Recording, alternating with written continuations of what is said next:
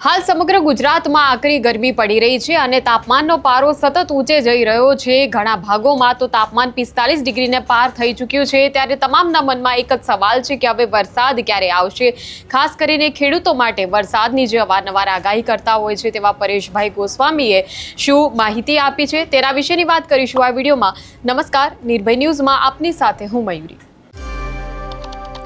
તો આગામી સમયમાં ગરમીનો માહોલ રાજ્યભરમાં કેવો રહેશે, તાપમાન કેવું રહેશે અને ખાસ કરીને વરસાદને લઈને કેવી અસર આગામી સમયમાં ગુજરાતમાં જોવા મળવાની છે તેને લઈને પરેશ ગોસ્વામીએ માહિતી આપી છે।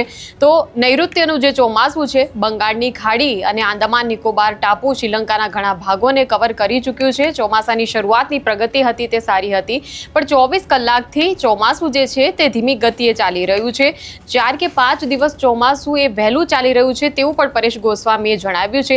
ત્યારે જોઈ લઈએ કે પરેશભાઈ ગોસ્વામીએ આ વખતે કેવી રીતે વરસાદની આગાહી કરી છે અને તેમનું શું કહેવું છે। અત્યારે આમ જોવા જઈએ તો નૈઋત્યનું ચોમાસું છે તે બંગાળની ખાડી, આંદામાન નિકોબાર ટાપુ અને શ્રીલંકાના ઘણા બધા ભાગોને કવર કરી ચૂક્યું છે। જોકે ચોમાસાની શરૂઆતમાં જે પ્રગતિ હતી ખૂબ સારી હતી।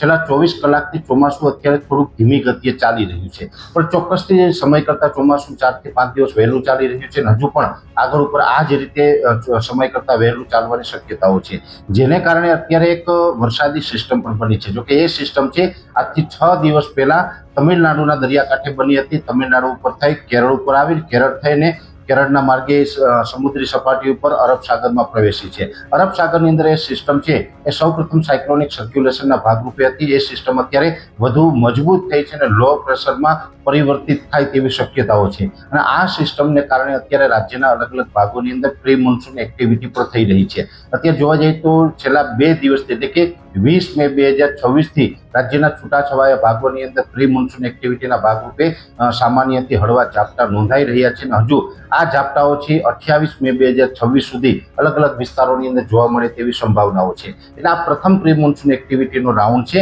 આના પછી જૂન મહિનાના પ્રથમ અઠવાડિયામાં બીજો રાઉન્ડ પ્રી મોન્સૂન એક્ટિવિટીનો આવે તેવી સંભાવનાઓ છે। હવે આ પ્રી મોન્સૂન એક્ટિવિટી અત્યારે ચાલી રહી છે, એ સાથે તાપમાનની વાત કરવા જઈએ તો અત્યારે તાપમાન છે એ એવરેજ 36 થી લઈને 38 ડિગ્રીની રેન્જમાં ચાલી રહ્યું છે અને આઇસોલેટેડ પ્લેસ ઉપર 39-40 ડિગ્રી નોંધાઈ રહ્યું છે। જોકે હવે 40 પ્લસ થઈને હીટવેવનો બહુ મોટો રાઉન્ડ આવે તેવી સંભાવનાઓ નથી, એટલે હીટવેવમાંથી આપણે ચોક્કસથી રાહત મળી છે। પણ હવે જે અરબ સાગર ઉપરથી અત્યારે પશ્ચિમ દિશાના પવન આવી રહ્યા છે, જે પવન છે 25 થી 27 કિલોમીટર પ્રતિ કલાકની ઝડપે ફૂંકાઈ રહ્યા છે। પવનની ઝડપ સામાન્ય કરતાં 2 પોઈન્ટ વધારે છે અને ભેજવાળા પવન આવી રહ્યા છે, કેમ કે અરબ સાગર પણ અત્યારે સક્રિય થયો છે।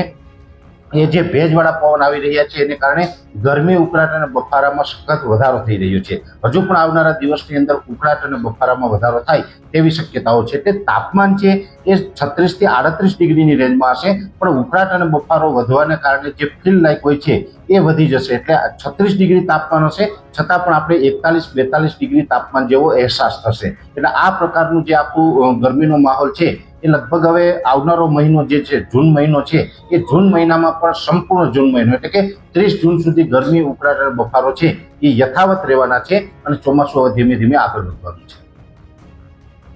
તો આ જ પ્રકારના વિડીયો માટે આપ જોતા રહો નિર્ભય ન્યૂઝ। અમારી ચેનલને લાઇક, શેર અને સબસ્ક્રાઇબ કરવાનું ભૂલશો નહીં। નમસ્કાર।